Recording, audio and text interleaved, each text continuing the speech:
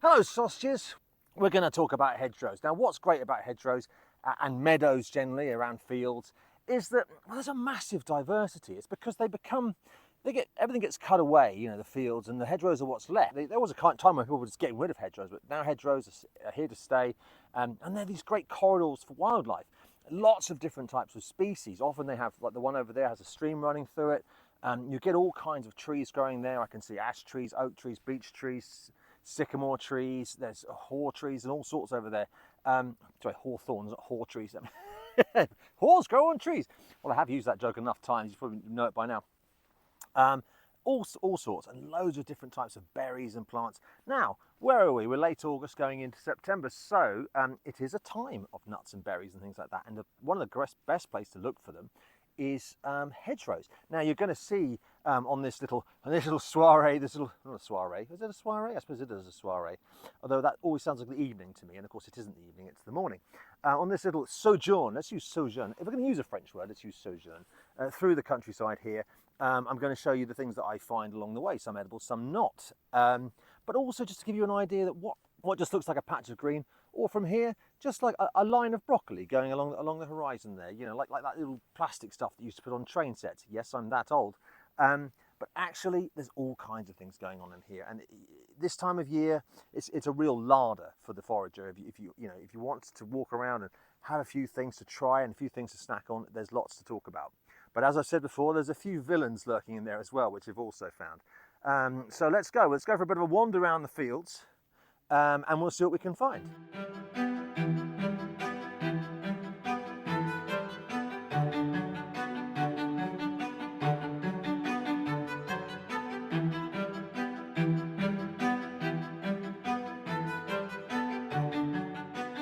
Right, so what have we here? So this is a type of it's like a wild plum, it's called a damson. And you could sort of say, well, that's quite small, it could almost be a sloe. It could almost be a very big sloe, but you can tell the difference. First of all, it's already soft and, well, not far off being ripe. Well, the sloes are nowhere near that right now. They're still quite green. Also, it's a different it's more of a sort of a tree than a sloe bush. It's got bigger leaves, you know, like a plum tree. I don't know why they're called Damsons, but I do know that they were brought here by the Romans. Then the Romans bought all sorts of things. Apparently the Romans bought rabbits. Apparently the Romans bought apples. What did the Romans ever do for us? Cider? Apparently cider. Some people say the cider is Roman. I'm sure the people of Somerset would disagree with that assessment. So here we have a damson. It's a type of plum. And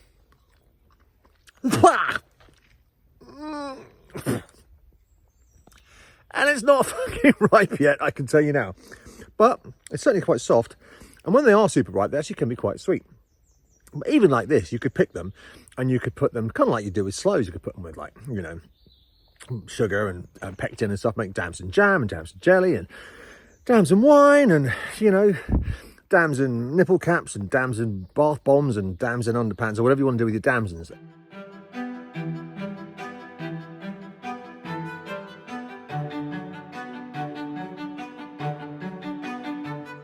Now, what have we here? Well, this is comfrey. This is blue comfrey because the flowers are blue. And this white comfrey, guess what? Also applicable to pink comfrey. Yeah. Are you feeling comfrey with comfrey now? Right, I'll continue. Now, comfrey. Death or dinner, what do you reckon? Can you eat it? Well, some people say you can, and some people say you can't.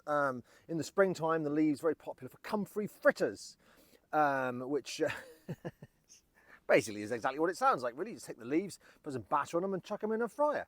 Personally, I'd rather put it around a bit of fish, but, you know, each to their own. But the trouble with comfrey is it contains pyridazine alkaloids. Oh my God. Yes, they're not good. They don't sound too good. Well, they're not. They can cause liver disease. If you're going to get liver disease, do it with beer, for goodness sake. Don't do it with a mouthful of comfrey. Now, of course, like all things, there are exceptions. The rule is that I've heard, and I'm quite sure that someone will go, no, that's not the rule I've heard, blah, blah, but the rule I've heard is that the comfrey that you can eat, which I believe is the Japanese comfrey, is the white comfrey. And apparently that one doesn't have the alkaloids or has far less of them or something like that. And that one apparently is okay to eat the young shoots, etc. Blue and pink apparently not a good idea because they do contain more of it. If you've heard differently, please tell me. One of the things I like about plant law is that, well, there are no bloody laws really. It's a lawless place, plants. Does it have any medicinal properties? Well, it's one of these things in the past that's supposed to cure all kinds of bloody things. But one of the most interesting things about it is apparently you can take the root and you can make it into a paste, which you can use like a cast for a broken bone. How interesting. I think that's quite interesting, don't you? Now, Comfrey also contains something called allantonin, apparently. Allantonin sort of sounds like a type of like fake tan for footballers. Yes, it's a particular shade. It's called allantonin. You will literally look like you live in a mock Tudor mansion in Berkhamsted. But allantonin apparently, apart from being those things, actually is to do with skin. Apparently it's good for regenerating skin cells. Now, could you confuse this plant with anything else? Well, not once it's in flower, not really, I suppose. However, I suppose when it's not in flower, you could confuse the leaves with that of the foxglove, the digitalis. Personally, I'd find that quite hard, but the leaves are the same sort of shape, but they're much more kind of like a beanstalk. They go up with like lots and lots of leaves going up, whereas foxglove leaves sort of come out of the base, you know, not quite so much. But it is a possible one to look out for. So really, you're looking for the flowers.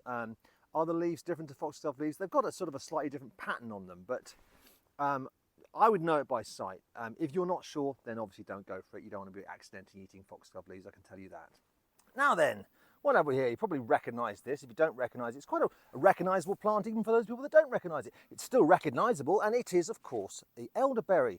Now, we talked earlier in the year about elderflowers. Well, this is elderberries. Elderberries come in sort of, as I say, this time of year, late August into September. Now, are they edible? Yes, they are. But, and there's always a but, isn't there? So, without a but, we wouldn't be able to go to the toilet. What would we keep watering in our gardens? But they do contain cyanide. So you can, you know, for example, eat one. They've got a sort of, well, it's hard to really describe. It's sort of like a diluted blackberry taste. Almost a little bit plummy. Not especially exciting. But you don't want to eat a lot of them raw because they do contain cyanide. And small amounts, but you know, if you eat great handfuls of them, you might get an upset tummy and other things. But the genius of elderberries is once you cook them up, you can make syrups, you can make jams, you can make wines, you can make all kinds of things with them. And you know, they are absolutely wonderful. And they're beautiful looking things. Obviously, you know, the elder tree keeps on giving. I mean, it gives wands to people like Dumbledore. Well, he didn't give it to one. It's a long story anyway. He got it in the end. Not that it did him any good. Because then Voldemort got it. And then, anyway, Harry snapped it in half. Should he have snapped it in half? Anyway, that's another story. So, I don't think I would have. So anyway, the elder tree. Now, obviously, what else do we know about the elder tree? Well, of course, it's the fairy tree, isn't it? Well, there's other fairy trees as well, but elder's the kind of the real fairy tree. And you know, apparently breaking elder trees and stuff like that gets you in all sorts of trouble, which is quite interesting because they are very easy to break. They're extremely brittle. Sometimes they're called a falling down tree. I mean, this whole thing about the elder tree being the tree that Judas Iscariot hung himself from after the whole 30 pieces of silver, that slightly awkward incident, it's absolute rubbish. I mean, the one tree you don't want to hang yourself from is this. It's just going to snap and you're just going to fall on the floor and feel like an idiot. So it wouldn't have been that tree. But it is a fairy tree. Apparently there's lots of spirits in here, and if you cut the tree down and stuff, the fairies will come around your house and, you know, set fire to your cat, pour baked beans down your trousers, write graffiti on your walls, do a dirty protest in your kitchen, and essentially make your life really difficult. So best not to. I mean, it isn't actually much use for plants. I mean, I believe you can make some musical instruments with it because it's quite easy to carve, but it's not very strong. But elderberries, an absolute key part of the autumn harvest, and a lot of people will have all sorts of other mad uses for them. From a medicinal perspective, apparently they're good for your immune system, they're good for getting rid of inflammation, they can reduce stress, they can help with your heart problems. I mean, it's like a freaking ambulance hanging off a bush, all the kinds of things it can do. I'm sure it does have some properties in that way, but you know me, I'm a bit sceptical about some of these wild claims, but you know, maybe it does.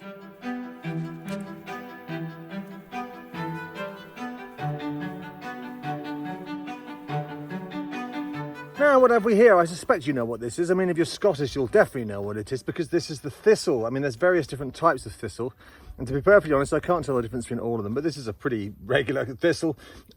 Why is the thistle the emblem of Scotland, you may ask? Well, the Scottish will tell you, but there's various stories, but the story I like the most is apparently there were some Scottish warriors getting ready for a battle and some baddies were creeping up on them. Not sure who the baddies were. I think we can probably guess, can't we? And apparently one of them trod on a thistle, and I suspect it was followed by the exclamation of some invective or expletive loudly.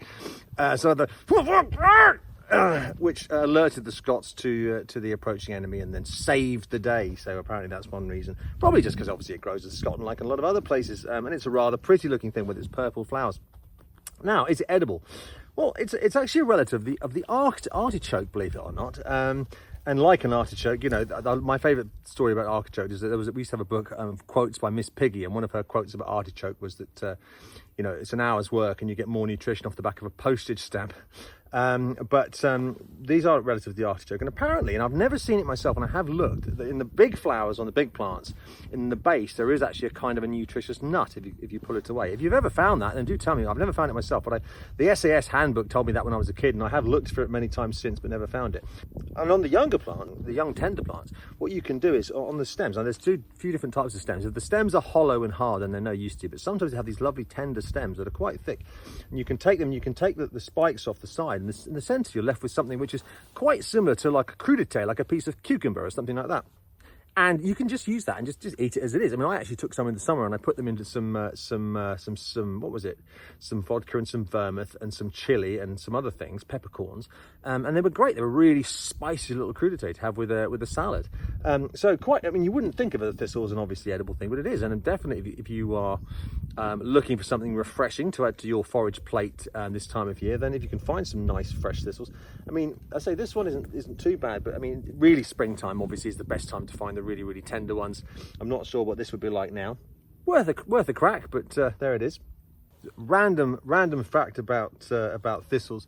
Apparently in Italy, I don't know if it's just Italy or why it specifically is Italy, they use the flowers for curdling goat's milk.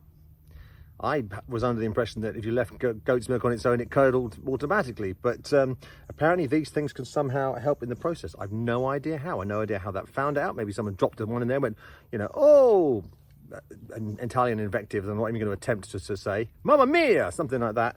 And these things, well, not that's an invective. I mean, it's just talking about your mother, isn't it?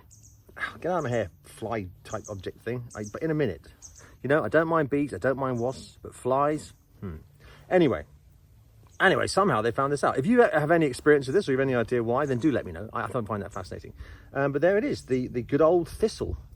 Lovely bit of shock of colour in this otherwise fairly dull, stubbly field.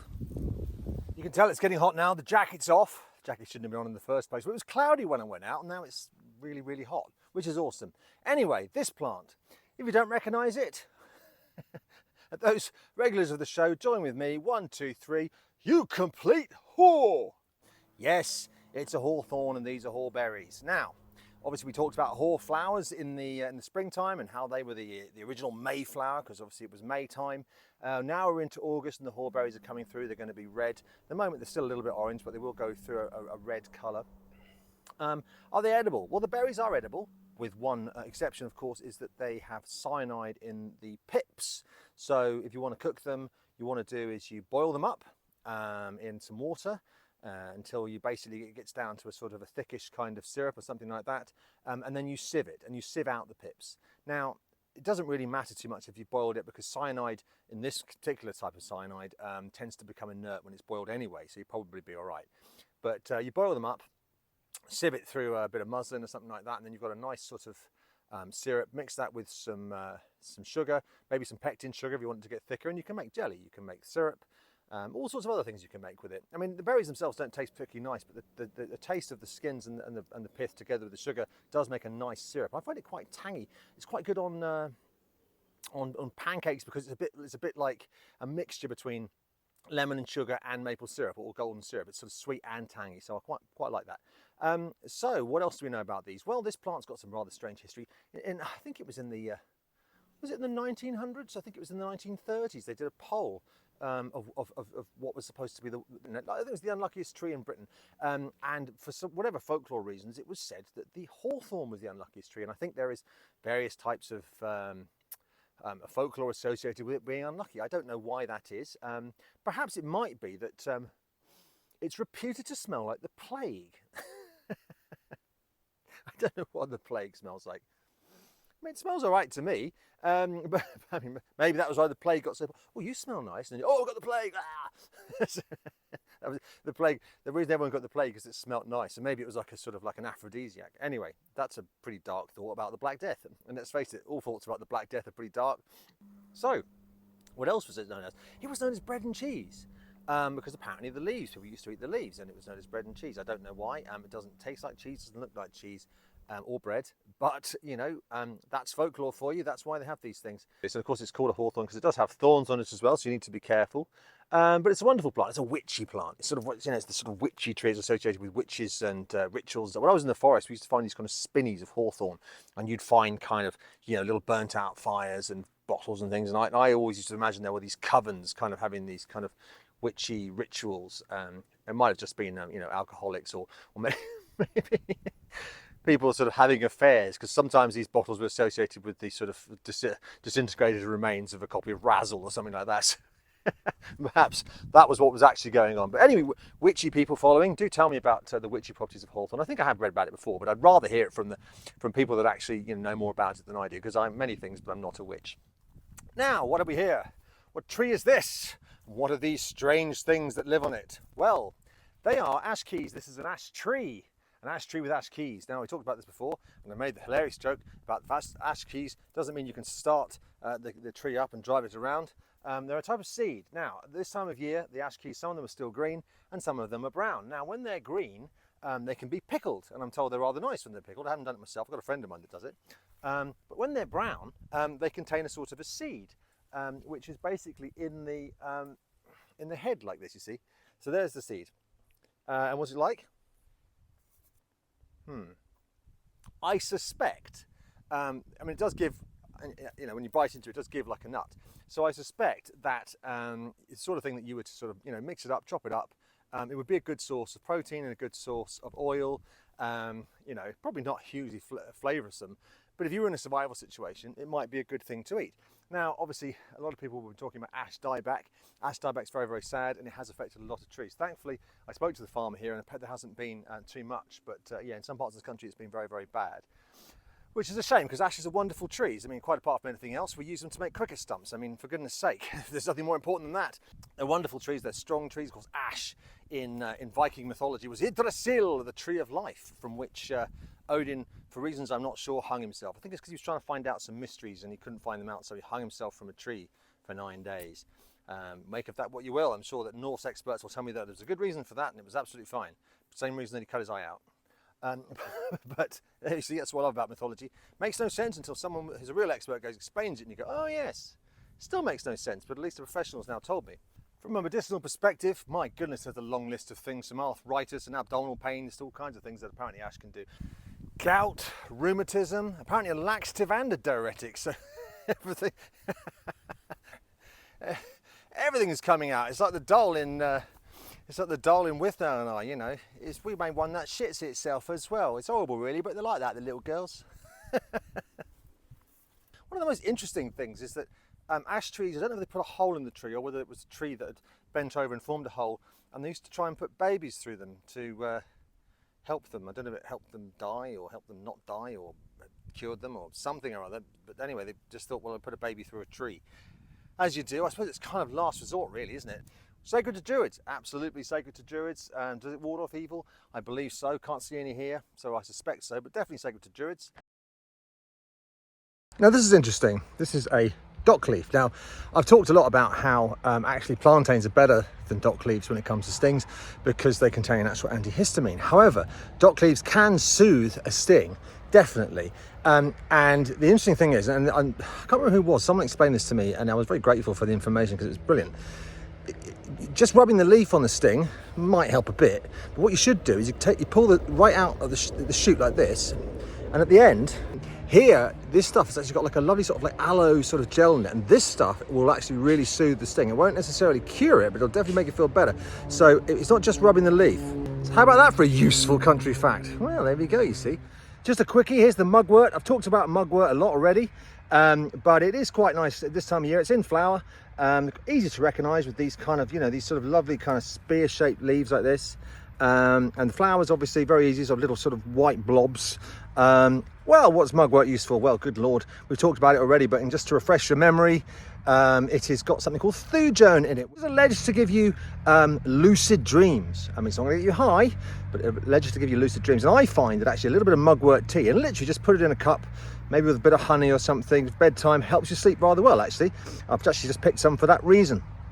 Also, it's been used for treating things like menstrual pains, which means obviously be very careful with it if you are actually with child or something like that, or because you need to know what you're doing, because I think it can basically cause contractions. But it was basically associated as a witchy herb, because the idea was that basically women who would help other women were witches, but actually they were just really helpful women that understood herbs. Thankfully, hopefully we've moved forward a little bit from the sort of medieval approach to those sorts of things. But no, it's marvellous stuff, and I'm really rather fond of it. It's one of my favourite plants, actually. And yeah, I've taken a little bit, and I'll make some mugwort tea this evening. So, but easy to recognise, out in the hedgerows right now. Take a look. Now, hogweed. This time of year, the hogweed heads are kind of getting a little bit kind of brown like this and drying out. That's obviously because they've gone to seed, and the seeds are getting ready to sort of blow away and make more hogweeds. Now, obviously there's a lot of controversy around hogweed because people talk about giant hogweed. Hogweed itself is a really good eater. You can eat the young shoots, you can eat the young leaves, you can eat the young flower heads, actually deep fried in tempura, one of the best things out there, lovely. But this is very cool. The seeds, you can actually pick them off. They're thin little things. They look, you'd be mistaken for thinking they were just seed cases, but they actually are seeds. And they have a very interesting flavour. It's a very strong, like almost like cardamom, something like that. Now, I know people that will just walk around munching these things. It's a bit too strong tasting for me for that. But you'd get a bunch of that and just sort of like grind it all up amongst the sort of, you get like a sort of, you make a sprinkle of different spices and shit, and you throw it onto meat, you can throw it onto salads, that kind of thing. I think they'd make a really good addition. You could probably chuck it into a curry, to be perfectly honest with you. It's that kind of flavour. It's strong. You know what it's like. You wouldn't eat a handful of cardamom unless you actually, but they're great. I mean, hogweed is a really versatile plant, and people have got this sort of, given it this bad name, but it's actually, I'm very fond of it. And yeah, I know people that will just go around eating a handful of these bloody things. I mean, that's a bit weird, there it is. Poppies. Now, before you start getting any ideas about poppies, you're not going to be chasing the dragon with these things. These aren't opium poppies, these are just common field poppies, associated with war because basically they grow on disturbed soil. This soil is disturbed. It's disturbed because obviously it's been ploughed. Now, are they edible? Well, some people say you can eat the leaves. I suppose you possibly could. I don't think that the petals will do you any harm, but they'd be a rather unusual thing to eat. However, you can eat the seeds. And of course, the seeds come from these little seed heads like this. And obviously, you can have poppy seed cake, which is actually very nice. Now, poppies, do they have any medicinal properties? Well, they've always been associated with a sedative. And you start thinking, well, is that morphine? I don't think it's morphine, but there is actually a sort of a sedative property. And poppies have been associated with things like sleep and death, right back to the Gromans. Who were the Gromans? There were no Gromans. Maybe they were Gromans when they weren't quite Greeks and they weren't quite Romans, they were Gromans. And they've always been associated with battlefields, and maybe that's the sedation as well, but also the colour of blood. Even before World War I, well back into the sort of medieval times, they were associated with battlefields because they grew on battlefields, and obviously they were the colour of blood, and they were actually associated with death, which is rather a shame really because they are rather lovely. I hope that you enjoyed that little sojourn into the meadows of England in two different areas. Just a few things you can find really. I mean, there's a lot more about. But it is a great place to look for berries and things like that. I mean, the great thing about the hedgerows and stuff is that there's lots of light, so lots of things can flow, lots of flowering plants, lots of fruit, etc. But now we're into late August and early September almost. This is a brilliant time just to go out, with a basket and a bag, and take the kids out and stuff, and just pick some different things. Pick some haw berries, pick some some blackberries, all those kind of things. You can make syrups. You can put stuff into the freezer for winter. I mean, that's what seasonal eating is about. And when we were kids, it was always blackberry and apple pie all through the winter. We were bloody sick of it by January because that's what we had. We didn't have strawberries at Christmas and all those things. It was seasonal fruit. Even in the shops, it was seasonal fruit. And I think this is a brilliant time to do it. And you can make syrups and things. I mean, things like syrup you make from haw berries. The same as one from rose hips. The rose hips aren't quite there yet, but you know, lots of vitamin C. Great for those sort of, you know, when the kids get back to school, everybody gets a bloody cold. It's good to have something in the fridge that's got lots of vitamin C in it. So, you know, those kind of things. And also, you know, you're going to get stung, so be aware. You know, you've got plantains out here, which I've talked about already in another film, but also try that little trick with the dock leaves if you get stung. And it really is quite soothing, and it's a little, you know, it's sort of like an old who knew type thing, which I think is great. Anyway, so I'm heading down towards London this weekend, so I think the next film is probably going to possibly be some urban foraging, which a lot of people have asked me about. So we'll do a bit of that, and then after that, who knows, maybe we'll go to the seaside. Anyway, see you on the next one.